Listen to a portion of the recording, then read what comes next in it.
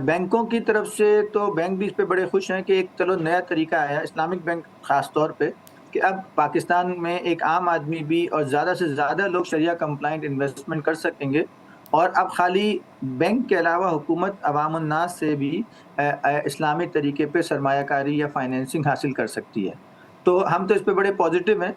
और बल्कि मीज़ान बैंक ने तो इसको पूरा एडवाइस किया है अपने दूसरे साथियों बैंकों के साथ मिलकर, इस्लामी बैंकों के साथ। जी। और इसमें हम पूरा उम्मीद है कि ये प्रोग्राम आगे बढ़ेगा और हुकूमत अपनी इस्लामिक तरीके से जो सुकूक हैं वो ज़्यादा से ज़्यादा और इशू करेगी।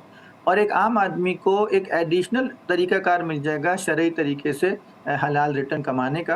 और पाकिस्तान में इस्लामिक कैपिटल मार्केट की जो डेवलपमेंट है, जी। उसमें इसका मैं समझता हूँ बहुत अहम किरदार होगा। पाकिस्तान में इस वक़्त तकरीबन 4000 अरब रुपए के यानी 4 ट्रिलियन रुपए के सुकूक इश्यू हुए हैं। और सही। इसमें से ज़्यादातर जो सुकूक इश्यू हुए हैं वो पिछले लास्ट 4 सालों में हुई हैं। सही। इससे पहले और जैसे मैंने बताया कि 2008 से ये सिलसिला शुरू हुआ था, लेकिन इसमें तेज़ी जो आई है वो लास्ट 4 सालों में आई। और सिर्फ़ इस साल के अंदर पाकिस्तान हुकूमत ने 1000 अरब से ज़्यादा के सुकूक इश्यू किए हैं।